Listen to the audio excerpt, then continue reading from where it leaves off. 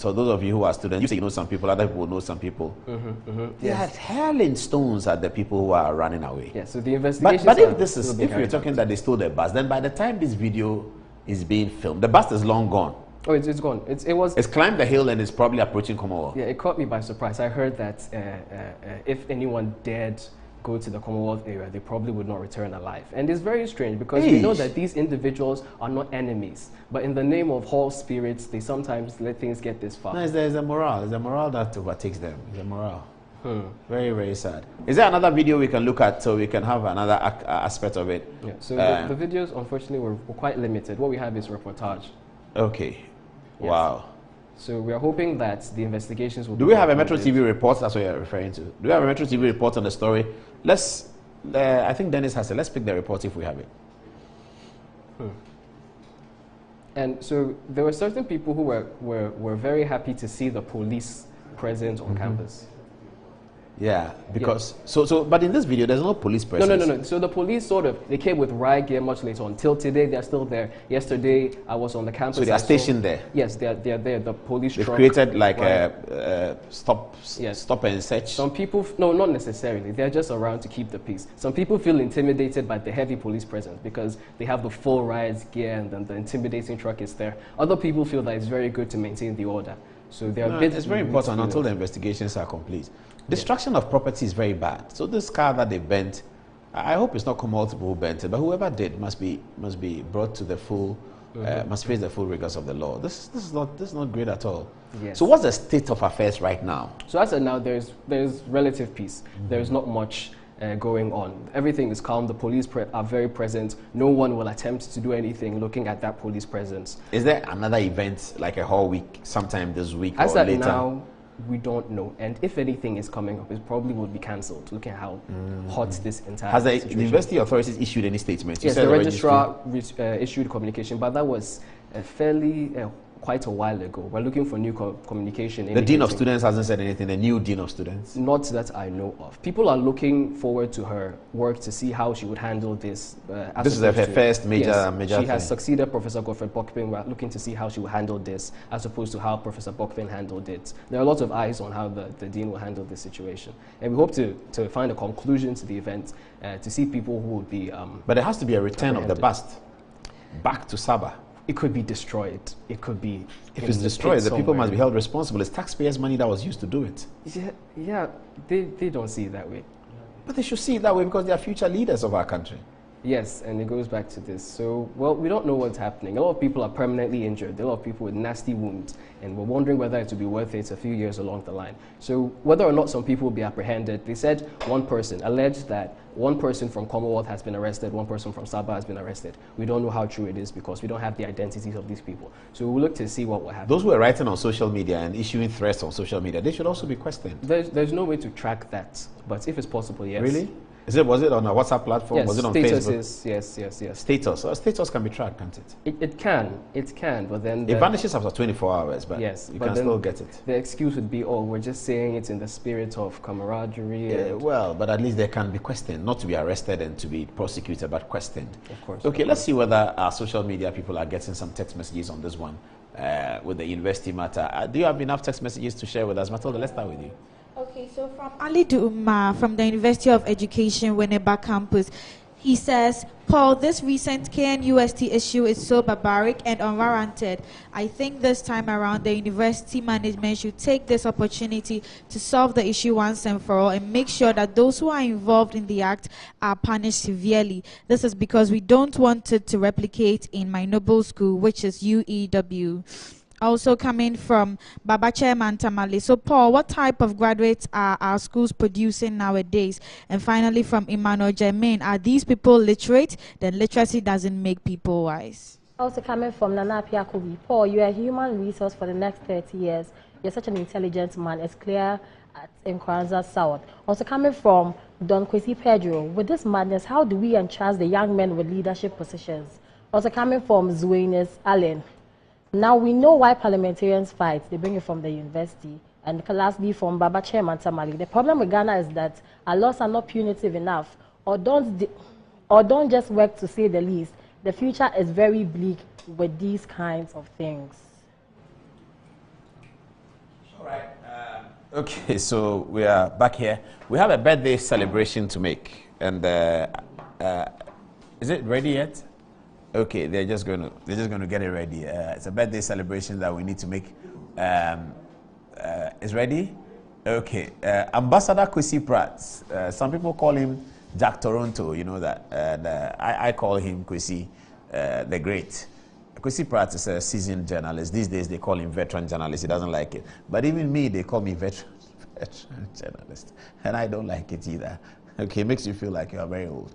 So I would not say Kusi is a veteran journalist. He's a senior journalist. And he's a journalist of conscience. Kusi is a left-wing journalist, the way some of us are right-wing. Kusi is an unrepentant left-wing journalist. Some of his great heroes are Che Guevara and Patrice Lumumba, of course.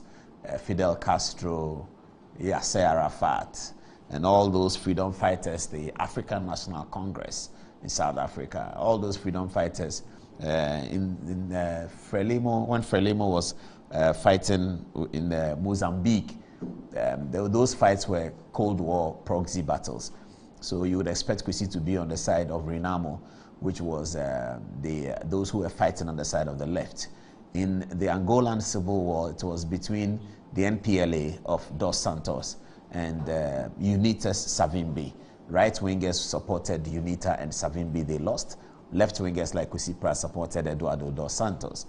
In Tripoli, the fight was between Ken Idris on the right and Colonel Gaddafi on the left. You would assume that Kusi Pratt will support Colonel Gaddafi. So Kusi is a journalist of conscience, he's a journalist, left-wing journalist. He's always been through and through. It's Kusi Pratt Jr. because we know that his antecedent was also an active member of the Convention People's Party. We applaud Kusi because he did journalism for many years, and he ended up setting up a TV station, Pan-African Television, belongs to Kusi Pratt, and they churn out a lot of these left-wing narratives, which is very okay. But on this occasion, and with that short introduction, here is a birthday montage for Ambassador Kusi Pratt. Happy birthday, Kusi. God bless you. People have a right to disagree. People have preferences and so on. The two halls are known.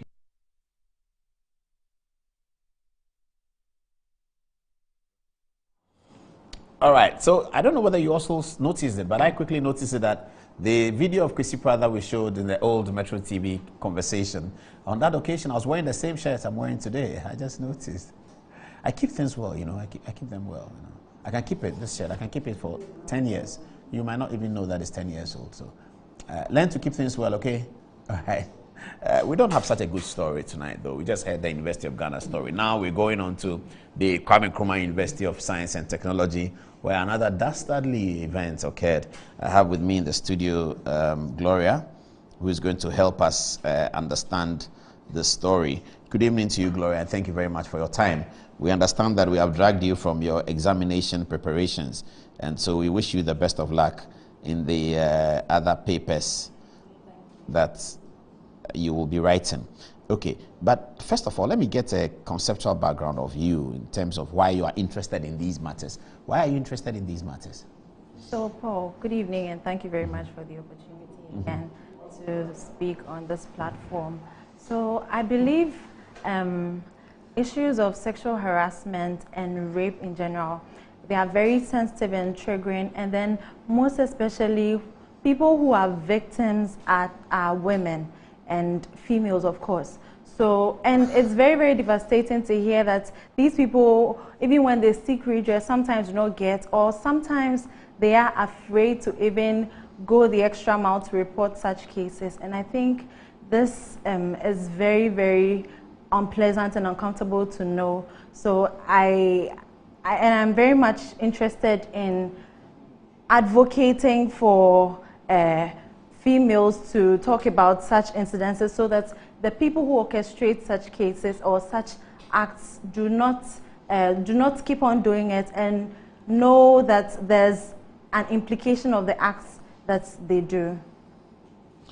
Okay, let me get now to this main story about KNUST, and I'll give you viewers the brief of what happened. Then it's as follows.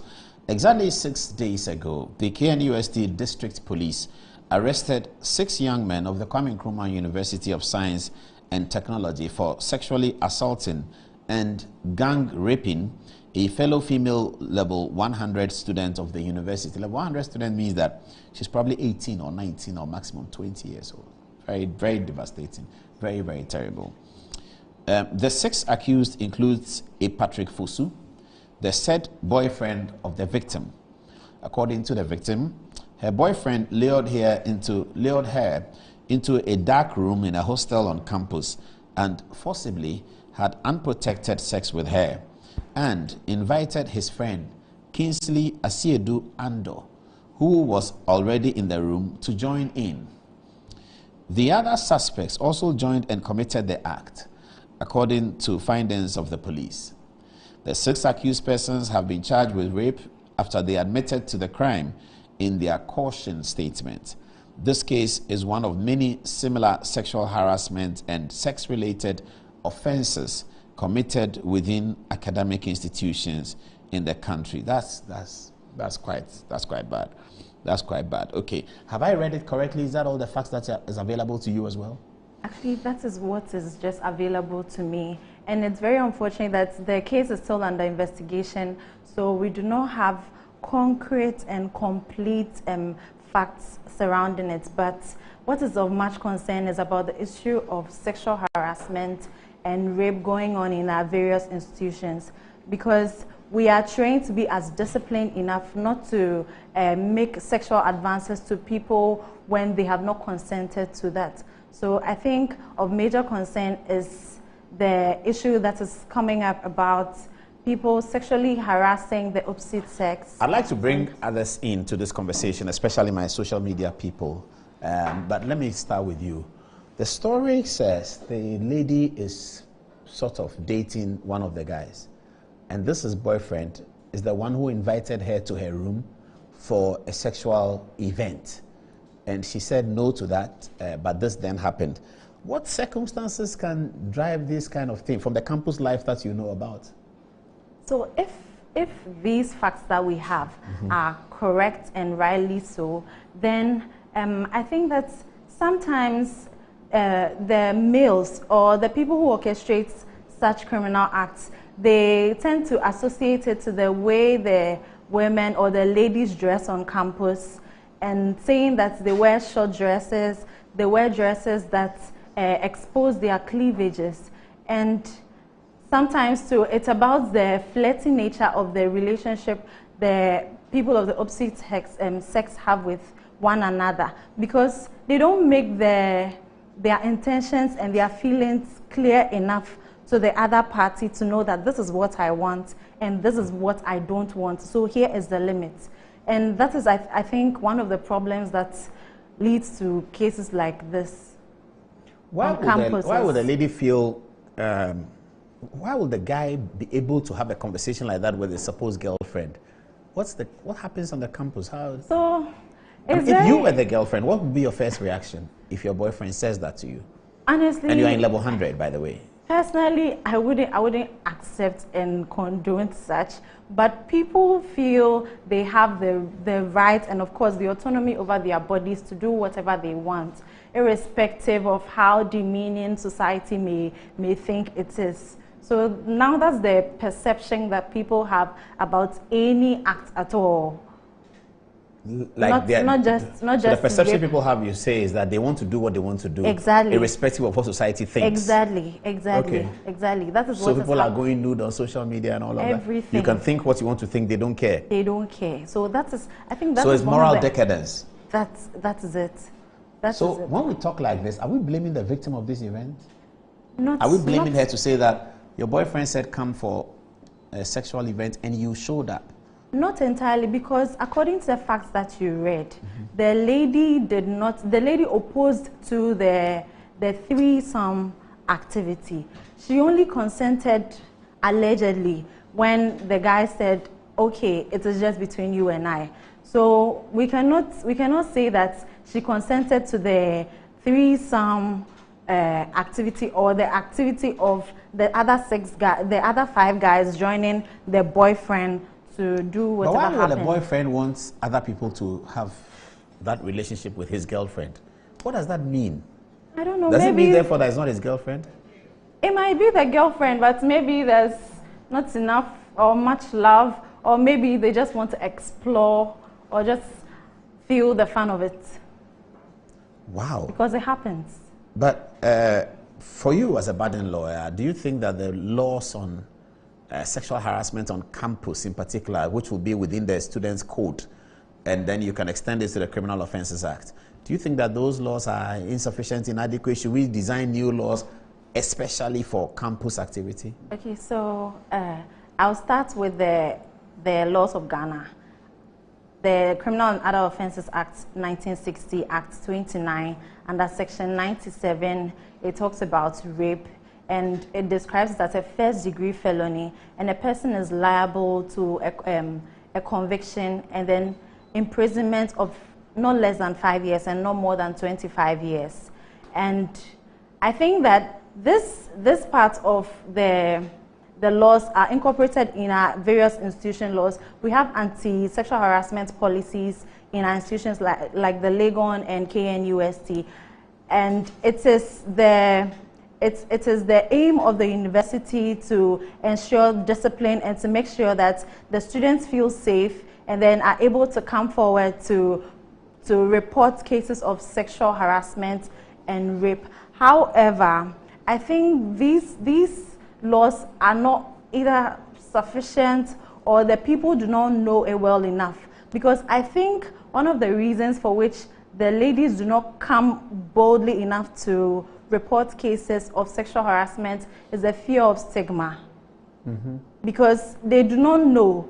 Under the KNUST and sexual harassment policy, I know that the right of the students will not be, the name of the student will not be made known to the public, right? So that they will not be stigmatized by them. But most girls do not know of this. So I think it's about education as well, that we do not let the people know exactly what the laws are and how covered they are under it. So they do not come out at all. And I know for a fact that sexual harassment cases are going on even more than the general public they know.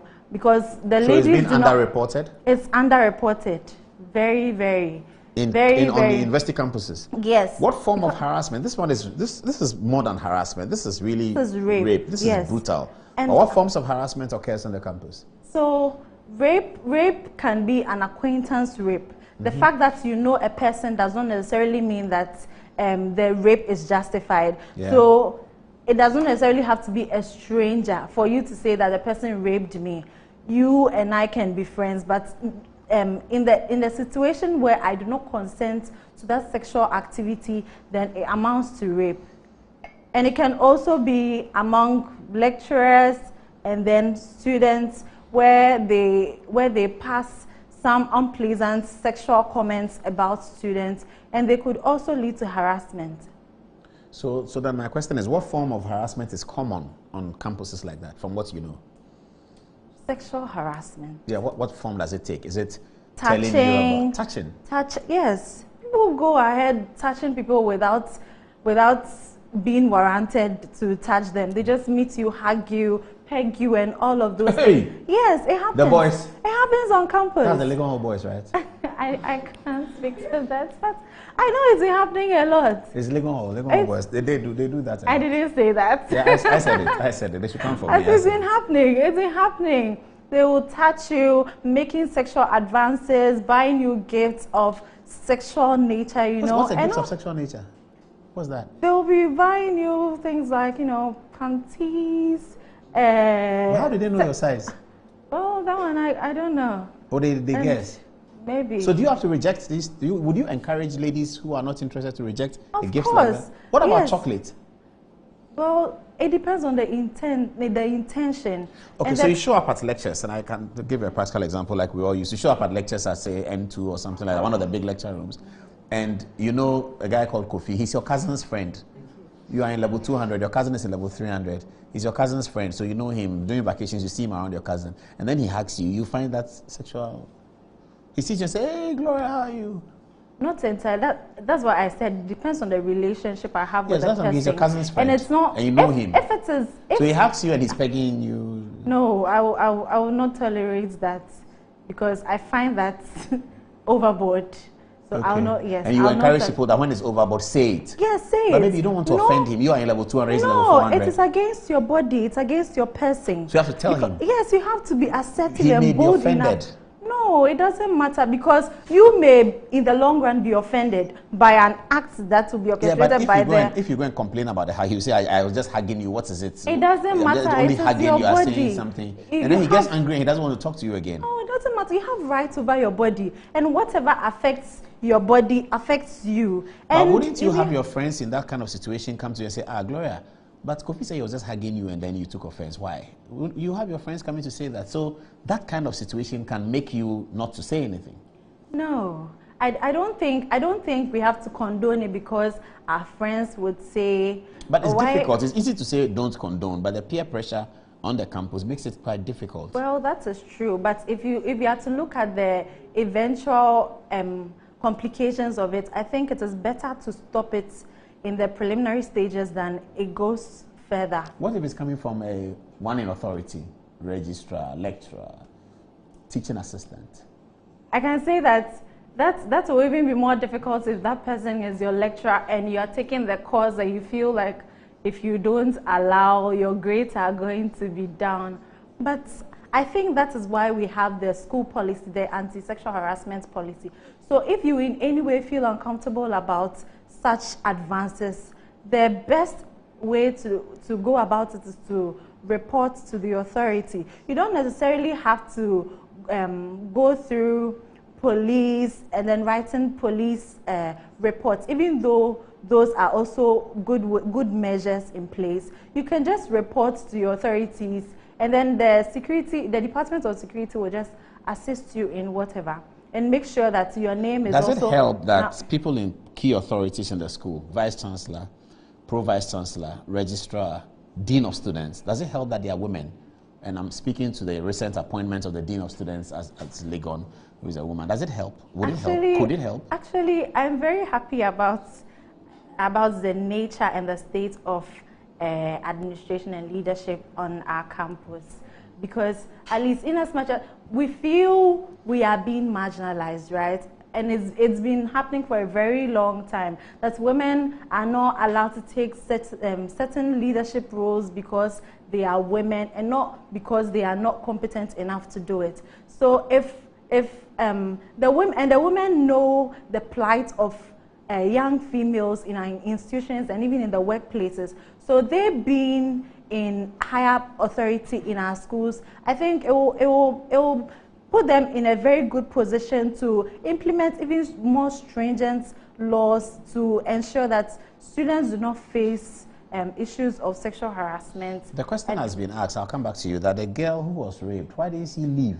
at the third person, fourth person? Was she unconscious? Do we know? Let me come down to, let's take your text messages first if you have any. Then we can hear your own comments about this one. So let me start with you, Matilda. What do you have? Okay, so from Jerry Regan, the law student on your show is being diplomatic with her answers.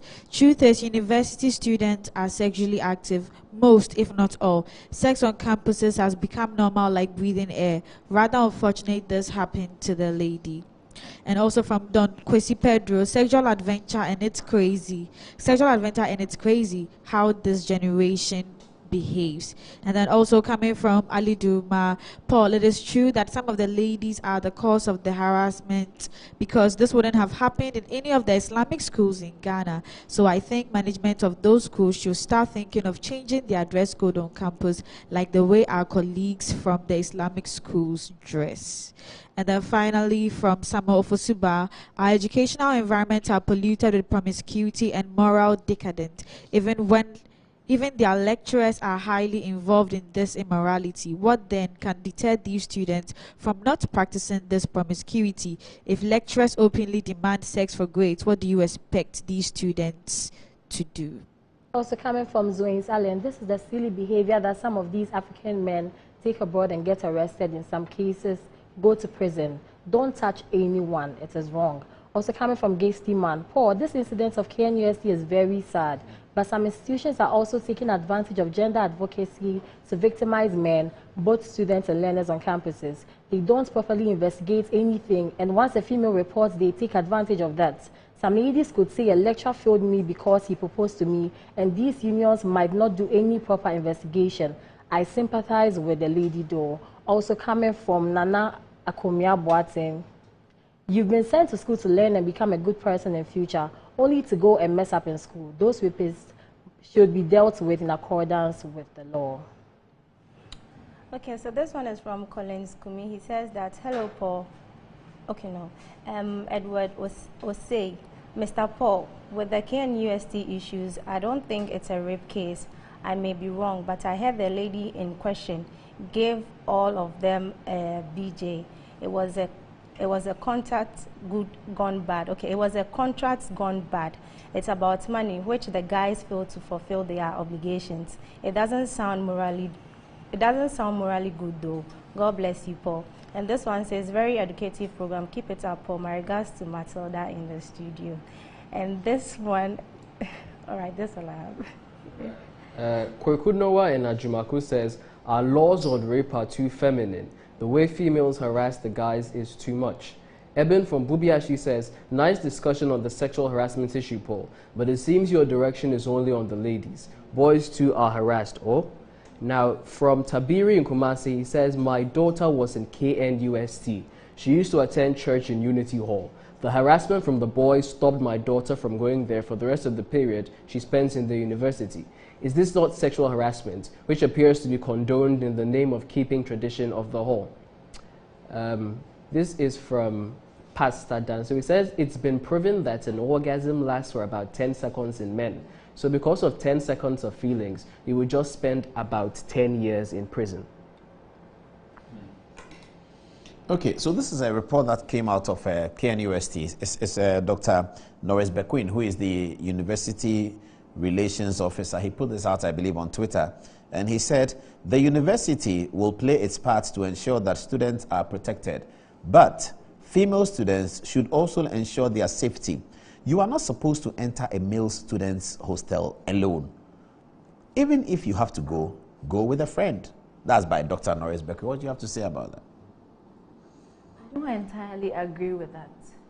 Because in as much as we think that going to a male person's hostel alone can lead to any sexual harassment or rape, I think that insecurity alone is not fair enough, because we may have friends and our intention should always not be that someone will do this bad thing to me. So in as much as we have to be security conscious, I think the society has to change in such a way that everyone should be able to conduct their activities without fear from the other party. And before we went to the readers, I think you asked the question about why the lady did not leave the room. I think that it's not an easy thing to do like that, because maybe the strength of the man, and there are 6 boys. Imagine 6 boys taking over just one girl, and then she wouldn't be able to just go out of the door just like that. Because it will be very difficult in terms of energy, in terms of strength.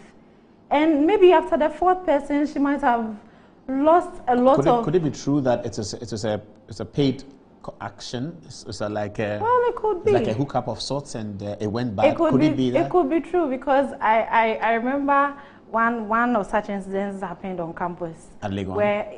Where a hookup girl came on campus because... Not a student? No, she wasn't a student. Outsider. According to the facts that I got, that she wasn't paid. So she came, and then apparently the guy had to jump all from the 3rd floor of the hostel down, and he nearly died. Running away from the lady? Yes. Who was coming for her money? Yes. But this was just one guy? Or? This was just one guy.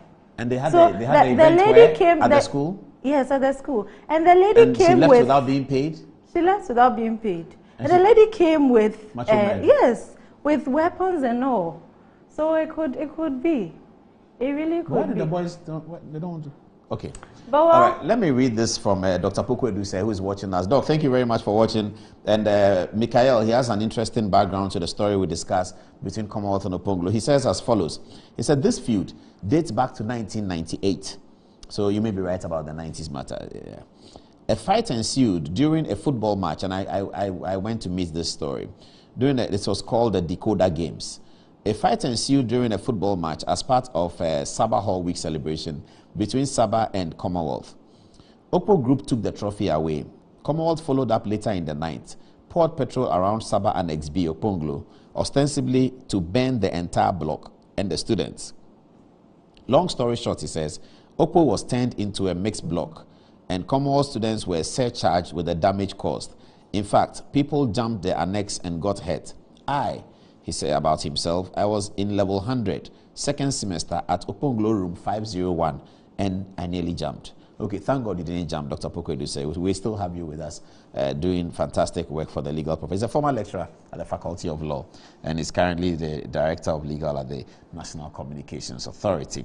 So he says it's a long-standing feud. Those who have experiences at Legon and know that it's a long-standing feud, you may also contact us so that we can deal with it. Okay, let me come to you, ladies. Matilda, what's your take on this? You've been hearing this story. It's been trending on social media. What's your take? Paul, this is one of the most horrifying stories I've ever heard.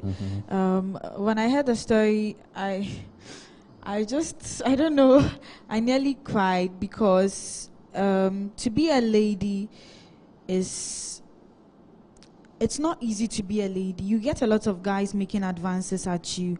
But to be in a relationship with somebody that you trust, for something like this to happen to the person, I don't know. I think the girl is going to have to get a lot of help, a lot of psychological help. My only hope is that she's able to overcome this. I think for me, I'm more concerned about the lady in question. I'm concerned about what are we going to do to help her, because this can traumatize her for the rest of her life and can affect her for the rest of her life. And for the guys that did this, I really think that they should be punished. They should be given the punishments that they deserve, because an act like this cannot go unpunished. And people must learn from this to ensure that these things don't happen again. I think the problem right now is that many of the people that are in universities now are very young, and most of them are very naive, and they underplay the role, they underplay the sex itself and every other activity relating to it. And people have branded it as fun, because of social media, the pop culture and all that. So they seem to see it as, oh, it's nothing. But it's so wrong. And I just hope that a lot of young people that are watching this show will learn from this and protect themselves more. Should we blame the lady at all? Does she have any of the blame? Does she have any responsibility in the whole matter? We've seen the statements of the University Relations Officer, Dr. Norris Bequin, and people have talked about that as well. Does she have any responsibility? I think she definitely played a role in the sense of choosing a partner, because, when you're choosing a partner, you have to be very, very careful. And I'm sure Do you really believe that it's a partner? I mean, will your partner subject you to other men? I'm not sure about that. Yes, Paul, because it's happening nowadays. Nowadays, threesomes seem to be a thing that people are excited about. I once heard a friend who told me that his girlfriend put it on Twitter that she wanted to do a threesome, and so was inviting guys to come over to, help her do the threesome. So I think it's something that some people actually have it on their bucket list, that I want to do a threesome before I die. So what is so 2 women and 1 man, or 2 men and 1 woman? Which one? It can be either of them. It can be 2 women, 1 man. It can be 1 man, 2 women. Is that the same thing? Hey, okay. Yeah. So I think people should protect themselves better and then be more intentional about selecting proper partners for relationships if they think they are ready. But I really think a level 100 person is not ready. Okay, Christabel, what do you think?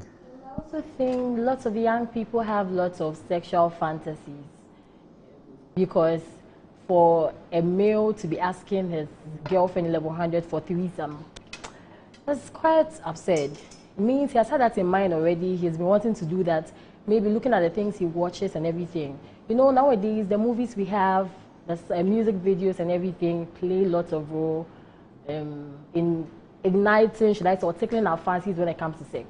So you find people on social media, as Matilda said, making certain funny comments about their about their sexual fantasies, what they want to do. And I also think young people, especially the women, should be, should I say, trained sort of on how to protect themselves, like self-defense.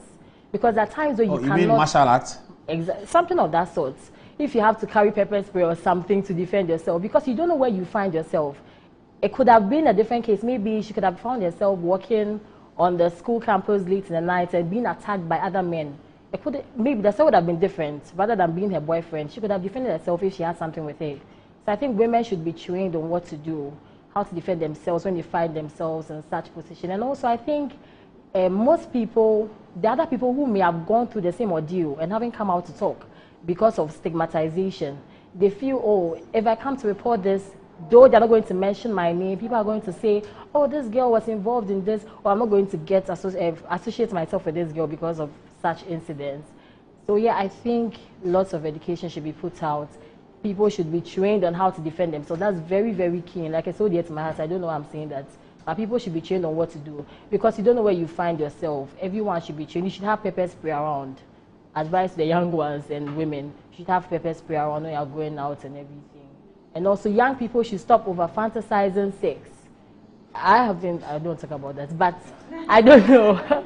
I think people think it's some wild thing when you do it, this is going to happen. But there are lots of things that happen when you have sex with people you don't even know, unprotected sex and all that. You may attract STD. So as you're saying, oh, let's have threesome, you're my girlfriend, let's do this. Let's have threesome, let's have foursome, let's have whatever sum it is. You don't know what you're attracting. The demons following the person. I know people say I'm being spiritual, but the demons following the person, the sicknesses the person may have, which you may get in the end. And also, back to the guys, back to the boy, like the guys involved. Most of the boy, back to the guys involved, yes. Sorry, lost track. But to the girl, yes, I want to advise young people, as Matilda said, that you shouldn't involve yourself in relationships at certain ages. Because a level 100 girl, as Matilda said, you're not ready for a relationship. You should focus on your books. And as the boy came to tell you that, oh, Charlie, I want us to do this. And later I said, you come, I'm going to change my mind. You shouldn't trust him. You shouldn't trust anyone. Because someone has already made his intentions clear to you that as you come, I'm going to do this. And later he changes his mind. You should know that, Charlie, there's no one to be trusted, even your boyfriend. Thank you. Lakeisha, what do you have to say after such a brilliant sermon? Okay, for me personally, I think rape, it's a no-no. It freaks me out.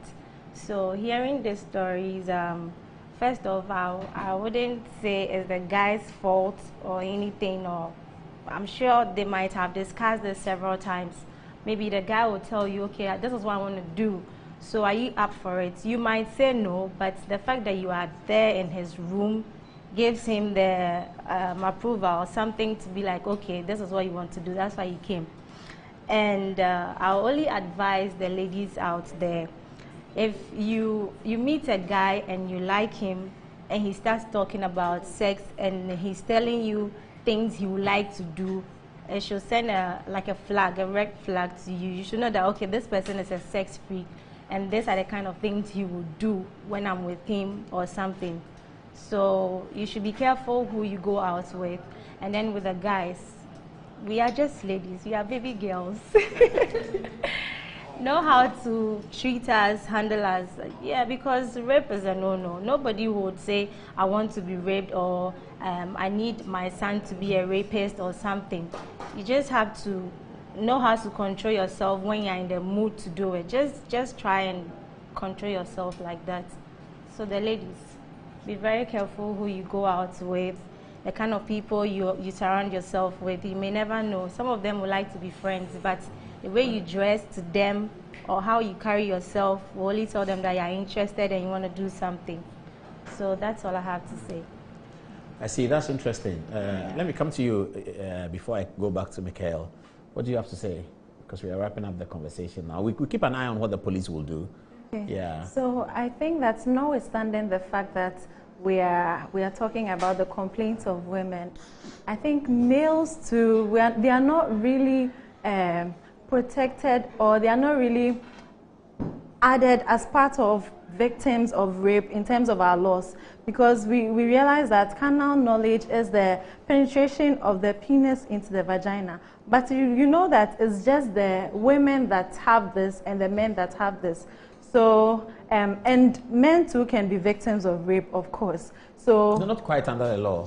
Well, yes, exactly. So that's why I'm saying that the laws... Men can be victims of harassment, but maybe not rape.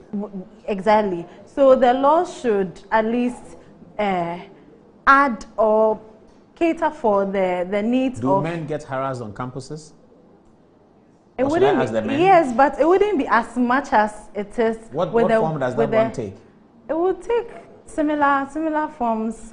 Touching, making sexual advances. A female comes and hugs you at the lecture. Oh, yes. Because she wants to go out with you. Yes, it happens. So you just go out with her? Or?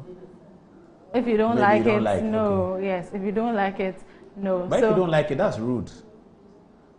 Isn't it? No, it is not rude. If a rude. Man and a woman says, I like you, you say, I don't like her, is that not rude? Wait, so you think... Is that not thought to be rude? So you think that if a man asks a woman no, out... that's not rude. That's not rude. No, the rule concerning that is different from the opposite one. But I think that one would be discrimination against men, you know. Well, there's always going to be discrimination against men and women. No, and that shouldn't be the case. Because of the responsibilities that we both have, which are different. So discrimination is always going to exist. Not discrimination in terms of one is better than the other, but what is expected of one in a certain situation is not the same that's expected of the other. Yes, I agree, but we are all equal. So you get married to Kojo Benu and he's expected to provide resources. If you provide resources, that's a plus. That's another subject altogether. So I'm just saying that the expectations are different. So if a man and the woman says, I like you, and you say no, that can be considered as rude. No. Really? How rude is it? So you think an offer from a woman is rude. So you think the men should just keep quiet and then... Well, you can because you are the stronger, physically stronger, you can exit. You can exclude yourself very easily without having to say no and being rude. In terms of action? Yeah, you just can exclude yourself. So she comes, she hugs you, and next time she's coming, you don't hug her. You don't see her, you dodge her. And so the woman too can... the woman can say that, no, I don't want that. I mean, and the man must seek the woman's permission to do that, as you were saying. In my point of view, I think the no is no. So it should apply to both. Okay. Exactly. Okay. I get it. Yes.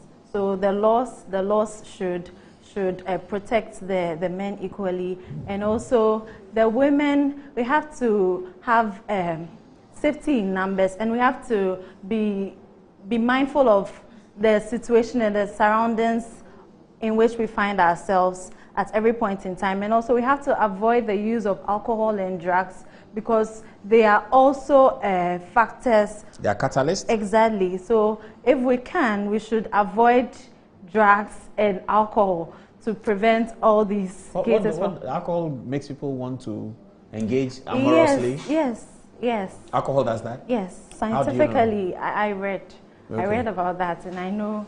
and drugs does that too? Yes. How do you know? People have high sex and all that. And what is high sex? I think you are high, so I mean you have sex and then you're so happy about it. So people like that. Like partners? Yes. Going high. Yes. Then they go and could have be partners, could be strangers and all, but I think that should be avoided as much as possible.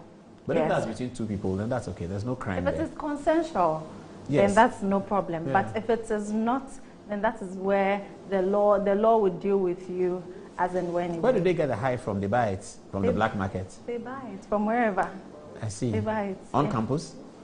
People high on campus? People do. A lot? A lot. In the night or in the morning? Any other time, they do. How would you see that the person has high? They misbehave? Well, I have not personally encountered. I've not personally encountered. Recently, Reggie Rockstone, the high life, the hip life celebrity, said that people who take marijuana are calm. It's people who drink alcohol that misbehave. Well, I have read so too, but as I said, I have not personally encountered people like that, and I have not done so. You study. You are a law student. You are required to spend long hours in the law library, and you have colleagues. If you're high, can you study? I read, I think about 3 weeks ago on marijuana and its effects, and I think I read something like that. That it makes you calm and then focused. It makes you calm and focused. Yeah. So you can study well. Yes. Calm. I read Did what you read entice you to try it? No, because but it looks like a positive attribute. No, it's it's giving you a positive attribute. No, calm and focus on your cases. It has a lot of negatives too. Adverse effects on the person taking it. What? Like respiratory diseases, and then it cuts your lifespan short and all that. This is what I read. Okay, cutting your lifespan short is enough. It's enough warning to stay away from it. Just as is it silly or Matilda said something. Yes. Yeah. She said that you have to trust no one. So of course, regardless of the fact that he's your boyfriend. How do you build a relationship if you don't trust him? No, but how can you tell me that you want to have a threesome with me when you perfectly know well that I am not into such activities? Well, I mean, once somebody says that, it's not a matter of not trusting him. It's a matter of knowing that you can't continue, which is what Christabel was trying to say. But sometimes you're in a relationship, you're in love. It's not simple to say, I can't continue. It is for the betterment of your heart and your well-being. So if that is what will make you sane, I think you should do it. It is difficult. It's easy to say. Those of us who are not in the love can say. But if you are falling in love before, you know how it is. You really can't. It would be difficult. Yeah. And unless somebody drags in you the out. process of saying it, and even after saying it, I mean, but I think the long-term effect is better. So. Okay, let me come to you, Mikhail, now. So on the issue of harassment, I want to say first that, yeah, men do get harassed. I've experienced it. But the issue is... you want to know how you experienced it. How did you experience it? But the thing is, men are not encouraged to speak on sexual harassment that they encounter. There was a time when this lady was... I don't want to get into the details, but basically, certain things happen, right? A student? Yeah, a student. It was in my first year undergrad. I don't know, you see, we didn't know each other, but she was so comfortable around me to the point where it was like she thought we were best friends. We've known each other for years. So she'd lay her head in my lap, and I'm like looking at you like, what is this? Where was your head? Where was your lap? And then she lay her head. Yeah, was it in your room on campus? Well, in your room on campus. Oh, well, you see, well, so it was in your room. So you invited her to your room? I swear to God, I did not invite this So lady. she showed up? She accosted me. In class after that, she said, I don't know, and then... You ended up in her room? She ended up in my room. So you took her to your room? No, we were walking. Eventually... But you climbed steps, I sent you her out. door. So for the record, we went out to a public place, we got something to eat. So you went out for a date? It was not a date. Okay, so you went out and got something to eat. Did you pay for the food or she paid? She wanted to pay, but I didn't feel comfortable. So you paid? Yes. So you have a date. Okay. Then from there, right. Okay. You walk to your hall, climb the steps, open the door, and were your roommates there? No. You asked them to leave? No, nobody was there. Nobody was there. So, but at the time you were going in, you knew there would be nobody there, given the timetable. At the time, I had a very clear... I get it, but you knew that your room will not have your other roommates because of the timetable. So you went in with her, and then you closed the door. So two of you were in the room. I did not close the door. Whether the door closed by itself or... I didn't do that. So what happened was we were there, and it was very, very uncomfortable. Honestly, it was quite an uncomfortable circumstance. Another issue happened. But what is the big thing about you don't like her? I didn't find her attractive, honestly. You don't find her attractive? But if you did find her attractive, you would have participated. Yeah, I think that would have been a different sort of thing. And it's a real thing, right? With women also. Like when a man is attractive and he does certain things, you think, yeah, he's being romantic. When he's not attractive, you think he's being a creep. So like there's this dynamic between people. So she wasn't attractive because is it because of appearance? Yeah, she wasn't my type. She wasn't your type, okay. So then she puts her head in your lap. Yeah. And then you did what? I stared at her. I was really angry at the time, but you can't hit her or push her away because then you could become a problem. What are you hitting her for? She was too comfortable with me. She was asking me to talk about my life and talk about things like I don't know. But that's okay. Talk about your life. You were born in Matayako, this and that. I just met you in a class. So how did her head get out of your lap? I left her alone. Eventually she got bored. You left her in the room and went out? No, like I just ignored her and like did my thing. Eventually she got the message, basically. It's a thing that happens. There have been other instances that someone... So do you still see her on campus? I don't want to give so many specifics that she... So that it will lead to the thing. Okay, I get it. But has she found a boyfriend that you know? It looks like it. I'm happy for her. Does it hurt you? You know, sometimes that thing that thing is very dangerous. So, you know, I thank you God. You don't like some girl, then she gets some boy, she's happy, then now you... are you sure? She's not my type. Should we pray for you in that regard so that... She's not because my it type. can hurt you and you don't know how to say it, you see. She's not my type. She's not your type. No, but it's a serious thing because... So this also brings me to another issue, right? It's a thing called September Rush at UG, where the freshmen come in and a lot of people look at young, impressionable level 100 girls, right? Because they can take them, have whatever they want to do. Some of these girls have come from very strict households, so they want to let loose and have fun because their parents are not there to supervise. And there are a lot of people who look at it and then they look at it from a predatory sense. There are also some women who look at some young level 100 boys, I can just do this. So it happens, it's a thing, it's September Rush. And for the longest time, I did not really concern myself with it until in my church, I was appointed shepherd for a bunch of freshmen and I started engaging with them and then I found... Are you with Lighthouse? No, ICGC. Okay, you're appointed shepherd for some freshmen in your church. Yes, I was a and you wanted to find out their problems on campus. Yeah, we were taught, I didn't seek it out, but in the relationships we developed, I realized that being a woman is a bit difficult. It's obviously, we have our own struggles as men, but then there are also the struggles that they face. And I realized that you have to be a bit more intentional about helping these people, ensuring that however you can protect them from I heard something about martial arts training, and I tried organizing that because I'm in the UG Taekwondo team. We tried organizing a little something. It sounds like it's funny, but at the end of the day, however you can help a young lady protect herself. You know, if you're around to help her or you teach her how to defend herself, it's great. But I just want to emphasize that men also experience sexual harassment, and we should not pretend as if it's something that only women do because there's... Okay, but right now, are you dating? I'm almost there. Please, I'm single, yeah. So you are not dating? No. Are you considering? Oh yeah, I mean, I'm just focusing on my graduate studies and... Then after that you consider? Yes, please. Are you collecting offers? I mean, I've got friends, you know, we're all friends, everything is fine. We'll see. Do you like Gloria here? Do you like Gloria? Oh, I prefer for light-skinned girls. But light skin. Okay. All right, okay. So I'll end the Mikhail conversation right here. We'll take a break. When we come back, we'll find out what's happening in Kenya. It's a political contest between Raila Odinga, who is seeking to be president after many years of trying. His father resigned as vice president many years ago at the beginning of the foundation of the nation. Uhuru Kenyatta's, Jomo Kenyatta's son, Uhuru, who is the outgoing president, is vying for his longtime opponent, Raila Odinga, and he has abandoned his vice president, William Ruto, who is also on the ballot. It's a competition between William Ruto and Raila Odinga. Many bookmakers looking at Kenya's elections put the election in a second round between the two men, and it's going to be a neck-to-neck, head-and-head race. The various issues out of the election are several. The economy is a key point for the conversation, but where the government is supporting, the government president is supporting the opposition, how do you really balance the economy? Because that's also going to affect the vice president who is in another party. Also, there are tribal undertones for the Kenyan election. It has been rumored that since the beginning of Kenya's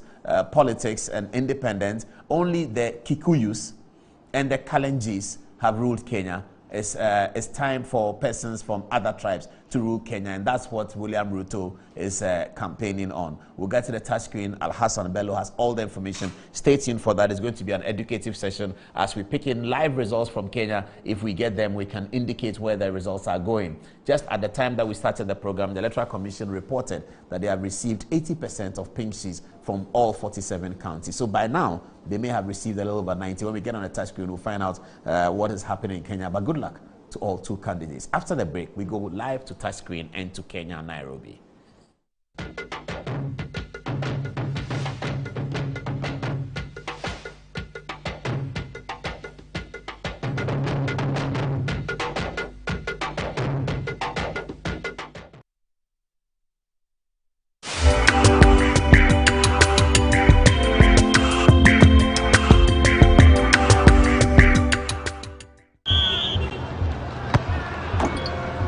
They'll play a high press to force the mistakes. They'll dominate the aerial ball. They're too tall. We'll handle the pressure and smash them on the break. The number 9 has scored in their last 5 games. The passing will be quick, decisive, precisely. There will be drama in the dying minutes. This match will mean more than 3 points. They will have the home ground advantage. This is why I bet. This is why I bet. This is why I bet. Betway. This advertisement has been vetted and approved by the Gaming Commission of Ghana. Bet responsibly, not for persons below 18 years. I'm tired and frustrated. After meeting all our targets, company cannot help us with our health needs. Honestly, they are not helping us. Something has to be done about this. You see, just yesterday I was at the hospital with my wife. And can you imagine the amount of money being charged? So outrageous. Relax, guys. Just leave everything to me. Today I will deal with him accordingly. You have to. I surely will. Today be today. Sir, we want to leave. We are tired. You've been doing everything possible to ensure the success of this organization, but it looks like our healthcare is not taken into consideration. Am I speaking your mind? Yes, you are. And that is not fair. Get a Cosmopolitan health insurance for all your employees today and have an easy life. Call us for your package. Okay, guys, you are leaving because I have good news for you. Cosmopolitan health insurance, providing the highest levels of coverage possible to our clients. Madam Hythens, wake up. I come home. Now wait, swear. I come home, pa. Madam Hythens, I'm Airfryer here. Airfryer doesn't come home. Now Blender is swear. Blender doesn't come home. Because you boom boom, but I come home. I come home. I feel way dear aso. A high sense factory direct promo. Factory direct promo no stress. High sense showroom baby. And you may open you na. Saturday a turn no. Sana ye turn no. Everything 29th August. I come in 8th September. I'm on a phone home. Watch no fear no shop me. Saji nekeni konwe. Sanojo.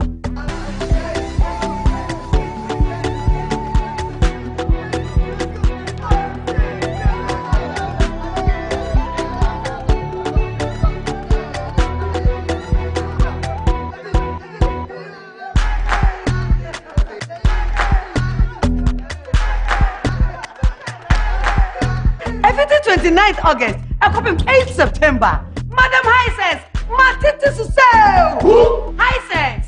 Everyday prices for everyday people.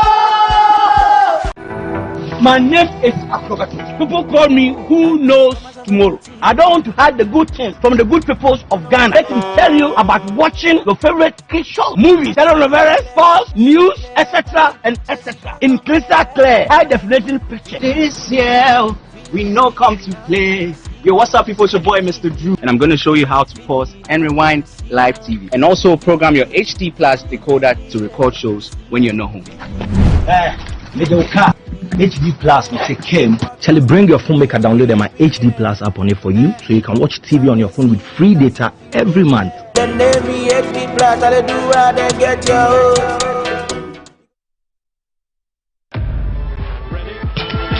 Let's place a bet on this afternoon's game. And this evening's action, bro. And 3 more tomorrow.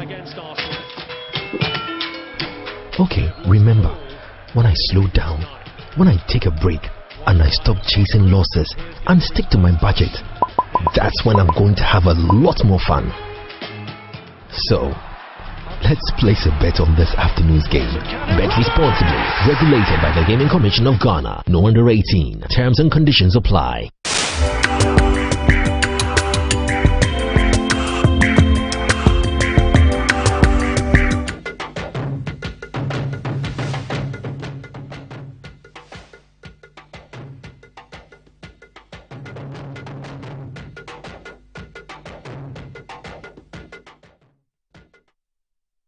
So we'll be having conversations about the same matter right here.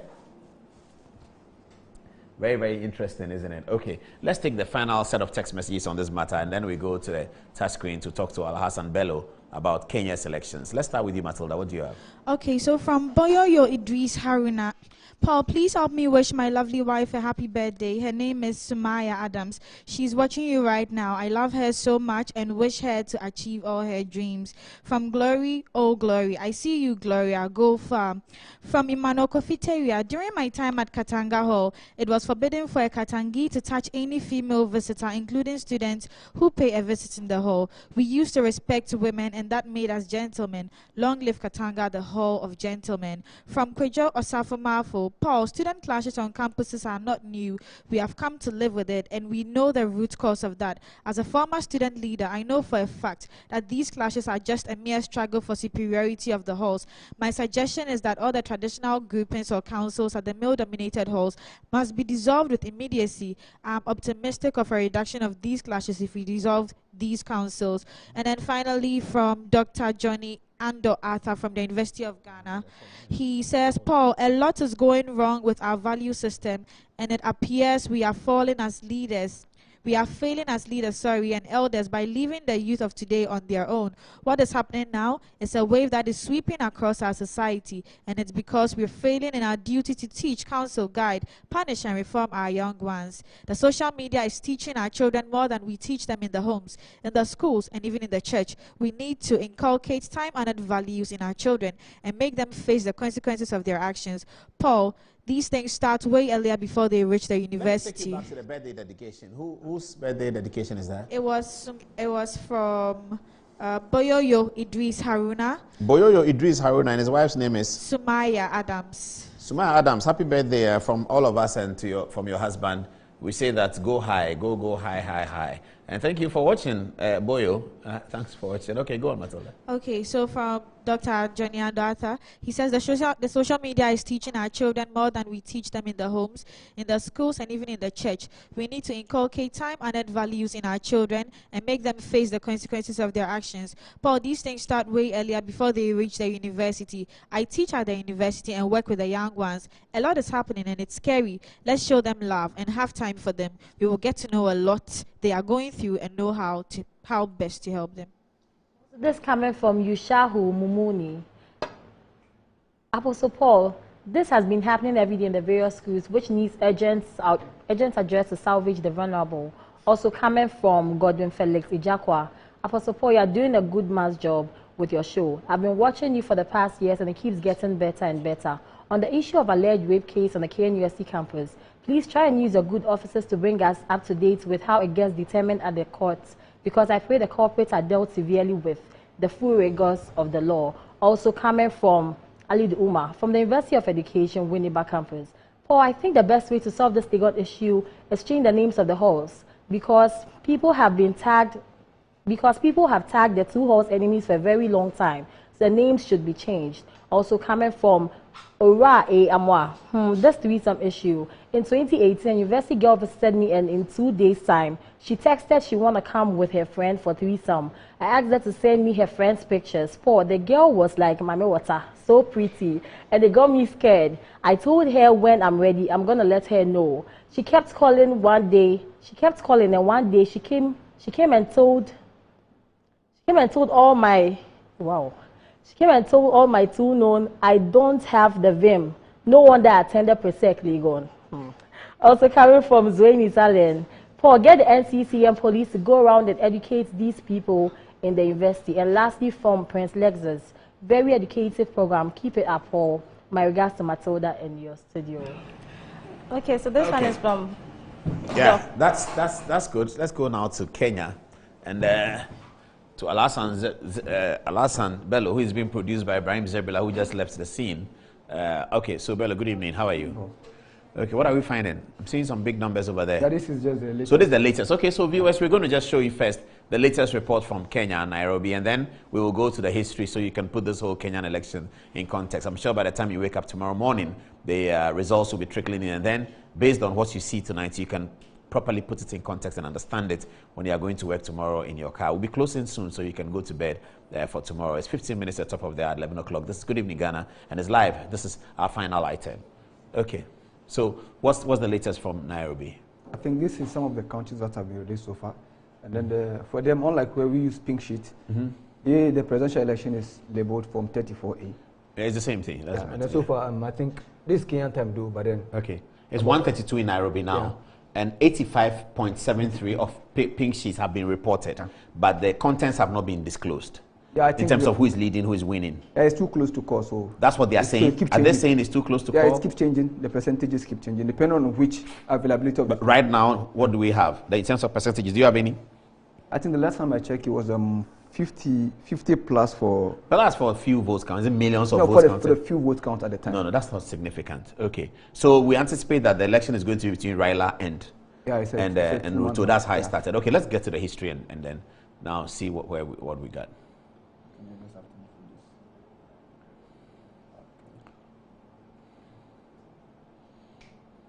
Okay, so who is this? This is Field Marshal Kimati Wawachuri. And you can't talk about a hero in Kenya. Yeah, a revolutionary per se. Yeah, a revolutionary, yes. Yeah, and you can't talk about Kimati Wachiru. And then you have I think he's also Didan. That's his Western name. Okay, so where he's from Latin America, like Che Guevara? No, he's from Kenya. He's a Kenyan. Yeah, he's a Kikuyu per se. Kikuyu. Yeah, he led the Kenyan Land and Freedom Army, which is popularly called the Mau Mau by the British. You can't talk about Kenya's independence without talking about the Mau Mau revolution. They like to call it revolt, but Africans, we know it's a revolution for freedom. So they led the fight. Yeah, for 10 years. That was 1952 to 1960. And they were collected. Their case was that they needed a land back. Yeah, land that had been appropriated by the colonial authority. Yeah, there was this displacement of Africans when the British settled down in Kenya. It mostly affected the Kikuyus because they moved away from their traditional lands outside, and so the revolt was fought by the need for land. And then I think it's so in that period, Kenyatta was seen as the front man for what do you call it by the British as a primary agitator in Kenya. So he was jailed. Jomo. Yeah, Jomo Kenyatta was jailed. I think he was released later, and then by 1960 he led Kenya to independence. But then also so Kenya became independent in 1960, 3 years after Ghana, and was part of the 1960 independence birth for many African countries. About 30 countries became independent in 1960. Called the year of African freedom. Yes, because most countries get independent. Yeah. But then, funny enough, just like we have it today, that Uhuru Kenyatta and Raila Odinga are allies in this election. In the 60s, the fathers of both Uhuru Kenyatta and Raila Odinga were equally allies before they became opponents. So from 19... So they were allies in the colonial struggle, alongside the Mau Mau. No, they had no connection with Mau Mau. But they were all seeking the same thing. Yeah, they were all seen as... Okay. So from 1960 to 1963, Raila Odinga, the father of Raila Odinga, was actually Kenya's, what do you call it, was vice president. No, from 63 to 60, from 1960 to 63 rather, Kenyatta was the prime minister, but then they had the parliamentary system of government. Like all British colonies started. Then they shifted their constitution to a presidential one in 1963. 64 it was. Okay, then what happened? So from 64 to 66, Odinga was the vice president of Uhuru Jomo Kenyatta. During the time that Jomo was prime minister, before the change in the constitution, what was Odinga doing? I think he was a cabinet minister. He was a cabinet minister in that government. So he was a member of parliament as well. Okay. So they went to the pair when the new constitution came into effect in 1964. So they became President Kenyatta and Vice President Odinga. Then what happened? But there was a fallout in 1966. 2 years after they became prime minister. And let me read this one. This is almost like a resignation letter, isn't it? I think it's a long... Okay, so this is Odinga saying to Kenyatta, Oginja Odinga, saying to Kenyatta that you have not given any consideration to me as your number 2 in the state matters. I have a conscience, and this in fact does not prick me when I earn public money but with no job to do. And this in fact does prick me when I earn public money but with no job to do. I consider this a waste of public money, and I am worried lest the future generations question my sincerity when they would learn that I allowed myself to hold a signature post in the midst of poverty and misery in our country. With this realization, I cannot continue to hold this position any longer, and I hereby tender my resignation. Yours, Oginga Odinga. This was his resignation as vice president sent to Jomo the president. It was accepted? Yeah. And he left the government. Left the government. So, and Jomo continued with who? So Jomo continued as a president with Arap Moi being his deputy. So Arap Moi became the new vice president. So from in 1964, 65. 66. 1966. Yeah. Okay. So Jomo Kenyatta ruled from 66 64. Yeah. No. Even from 60, Jomo. Yeah. But as the president, from 66 to 78. That's after the reversion to the American. No, that's 64 when the constitution came with Odinga. Yeah. So from 64. He ruled as an executive president up to his death in 1978. Did he take any elections and win them in the process? It was a one-party state. It was a one-party state in Kenya at the time. Just like the most African founding fathers were one party. What we were trying to do with the 1964 constitution, which created Ghana as a one-party state, which was resisted by the democratic voices, and then eventually the coup came in. So they were able to sustain the one-party state that long, from 64 to 78. No, it ended even in 91. Oh, so what is the name of the party? KANU, Kenya African National Union. Oh, the KANU. Yeah. Okay, sounds like ZANU, which is in Zimbabwe. Yeah, ZANU PF. Yeah. Okay, so this was KANU. Yeah. All right, and they were one-party state led by Jomo Kenyatta. In 1960. Well, Jomo had been prime minister from 60, president in 64, and continued as president to 78. Yeah. So in terms of being at the helm of Kenya's affairs, Jomo had been from 60 to 78. That's almost 18 years. 18 years in power. Okay. So Moi, who is from which tribe, by the way, as we build up to the tribe? Moi is a Kalenji. Moi is Kalenji. Yeah. Jomo Kenyatta is Kikuyu. And then Odinga is a Luo. Is a Luo. Okay. Luo is also the tribe of Obama.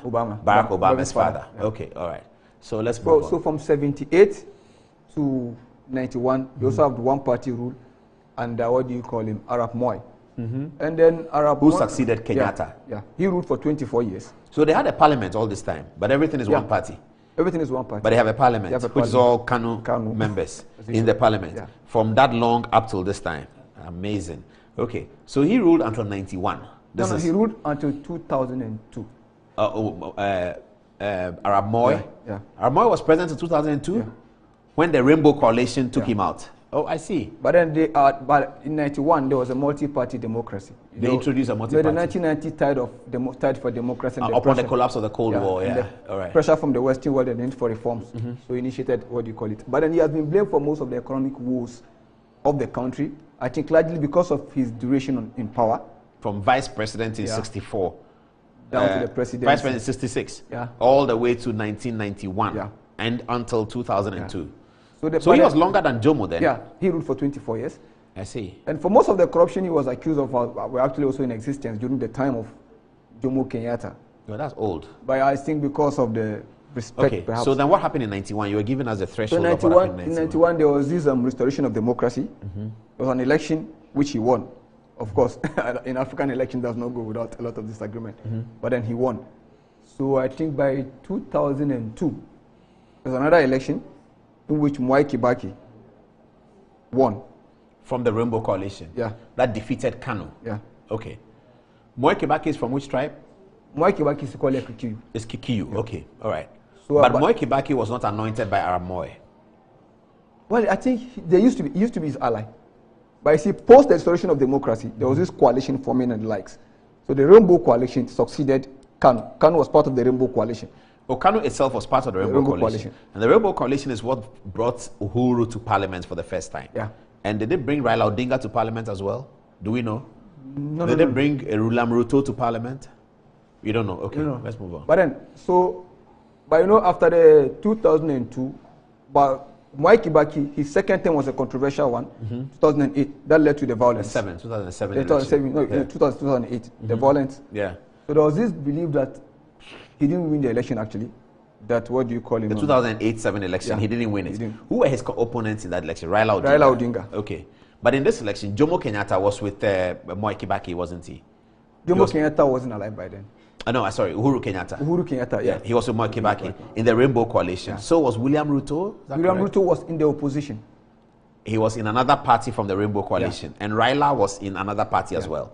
Raila and Ruto were in different parties. They were in different parties. But the opposition parties to the Rainbow Coalition. No.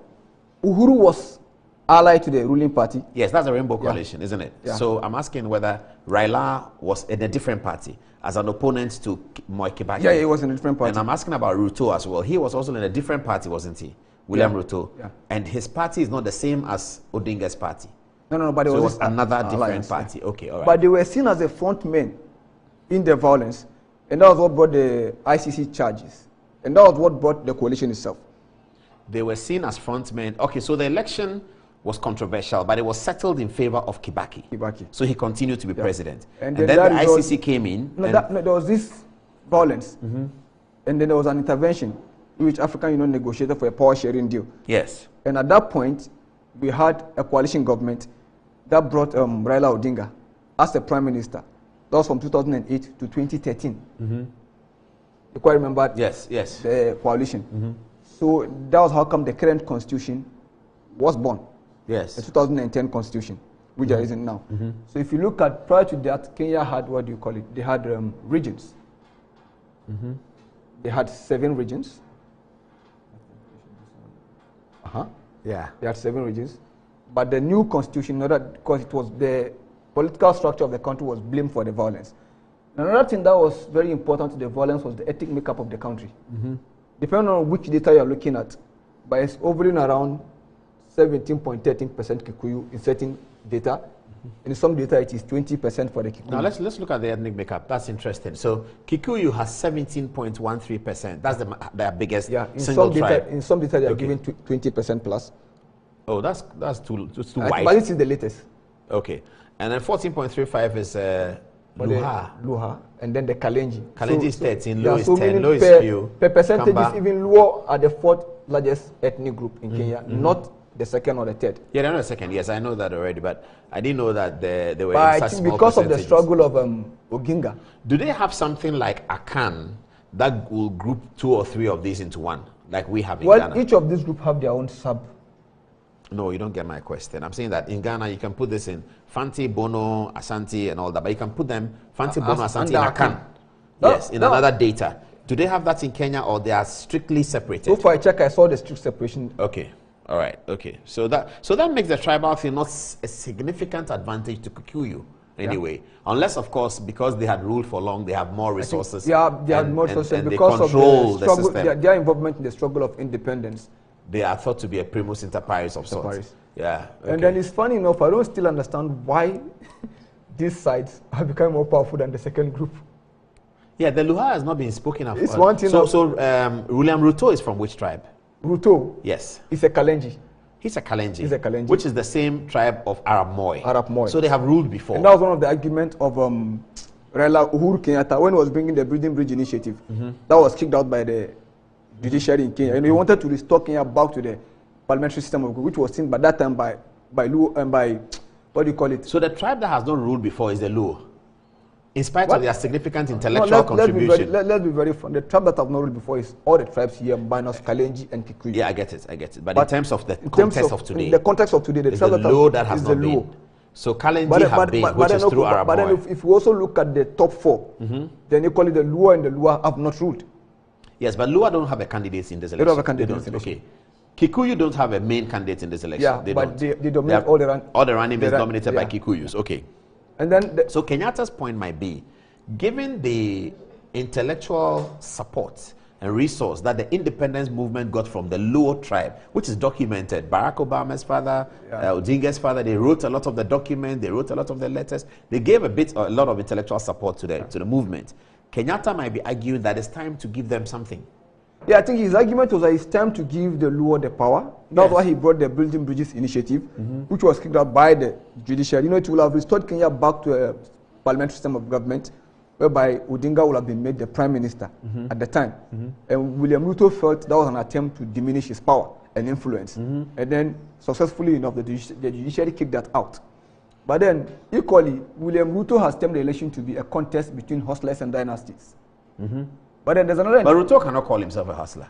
I interviewed him in 2012 in Ghana.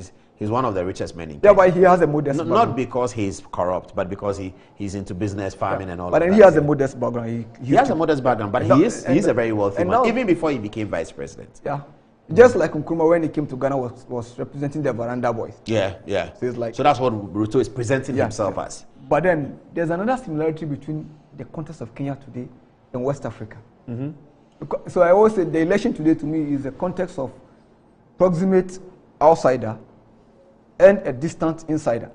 That's interesting analysis. Because one distant insider and a proximate outsider. Okay. You have William Ruto, who is the deputy president. Let's put his photograph there as we talk about him. Then we can people can just follow the discussion we're having.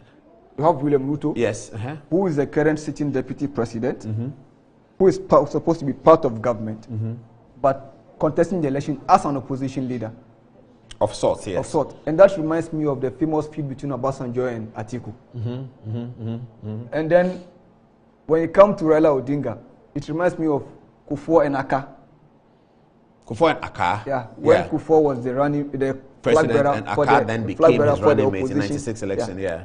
So that's the link between this election and the West Africa. That is a context between a proximate. In terms of the cabinet that Uhuru leads, was he able to sway the cabinet to support his agenda for Raila, or did the cabinet rebel against him and support William Ruto? I think he did some reshuffling that weakened Ruto. Remember the issue of William Rotich, which was a key member of the Ruto ally. Ruto ally, who was kicked out of government. Out of cabinet, yes. So he did a reshuffle, and then there's this thing. He did a reshuffle to remove Ruto to weaken associates. Ruto's hold. Yeah. Okay. So that's why in this election, ideally, Ruto should have been bashing the government as an opposition leader. But equally, his tone is in moderation because he was equally part of government. So for whatever he says, he's partially responsible for it. But the economy in Kenya is not doing well, for sure. Well. And that doesn't seem to be at the front burner for the decisions that Kenyans are making. It's more tribal because of the complexity of the current situation. Yeah, very complex. And then for Raila Odinga, he can also. So he is also trying to make sure he defends the legacy of Uhuru Kenyatta, whilst he is an outsider. Whilst he's in opposition, and he should be taking advantage of the economic situation to attack the government and usher himself into presidency. But because he's a distant, but he now cannot. As a distance insider, he cannot. He's a proximate outsider from your analysis. No, he is the distance insider. Yeah, you talked about a proximate outsider, a distant insider. A proximate outsider is Ruto. He's inside. Okay. But still outside. Yes. So he cannot bash the government effectively. The distance, insider, who is Raila Odinga, must also defend the records that these guys are really supposed to bash. You see the complexity. Yeah. But then I think ethnicity is one thing that has been talked about. I think that counts in as much as it has not been made public. The election is not tribal. But historically, the Kikuyus vote in bloc. But that's only 17%. And that is why each of the contestants has a Kikuyu running mate. Okay, so let's go through the contestants now. Is that on this page? Yeah. So who are they? This is George Wachakoya. He's from the Roots Party. Yeah, Roots Party. He's I think, more of an extreme left-wing candidate. He's even talking of legalizing cannabis. Because he said money can be made out of it. Okay. And then you have Raila Odinga. What's the name of his party? It's called Azimo La Umoja Coalition, which is made up of his own Orange Democratic Movement, the Jubilee Party, and then you have National, the alliance that took away that unseated Kiba and the Rainbow? The Rainbow Coalition is also part of it. All right. And then for Ruto, you have the Kenya Kwanza Coalition, which is made up of United Democratic Alliance, and then you have Amani National Congress, and then you have the Forum for Democratic, Development, FORD, FORD Kenya. And then you have Agano Party, led by Murere Wahiga.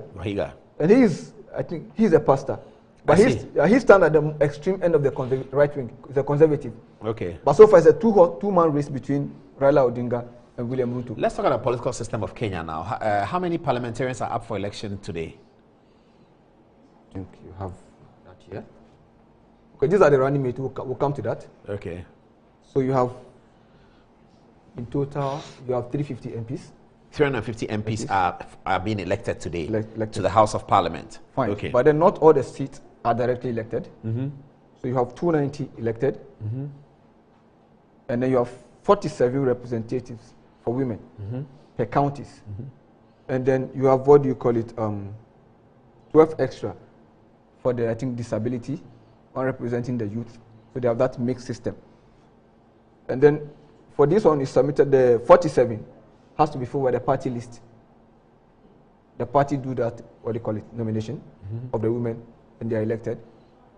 And then, but this is the makeup of the old parliament, where the Jubilee Alliance had so the entire parliament has been dissolved. It's been dissolved. As of last night, they are being re-elected today. Re-elected. Okay, so they are being elected in the parties that the presidential candidates are running. Is that how they are being re-elected? Well, there have been a couple of defections. For example, you have Moses Kuria, who was defected from the Jubilee Alliance to Ruto.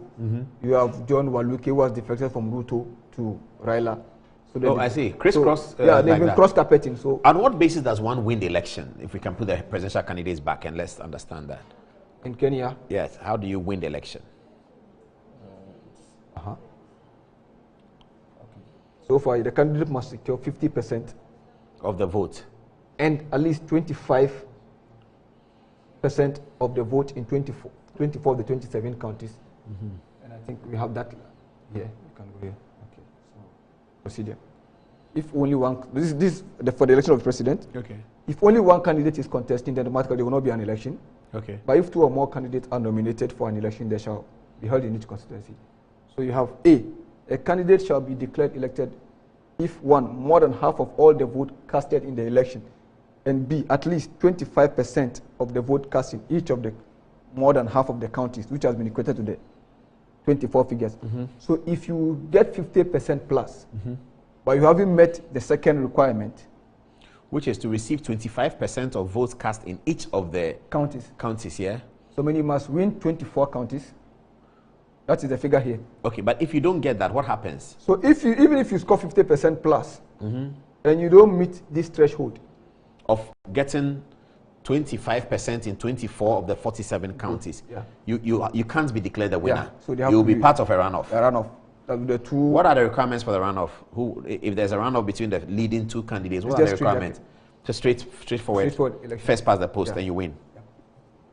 But then for the legislature, they have a bicameral legislature. What's this? Yeah.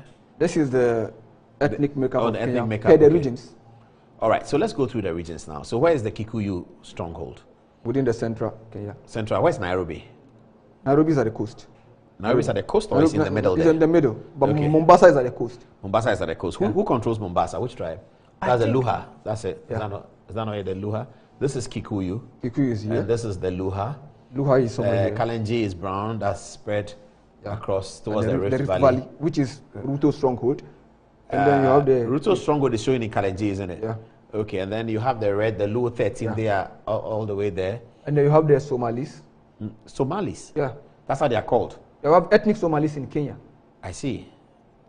And that was how come I think Kenya getting involved in the Somali dispute itself was a miscalculation.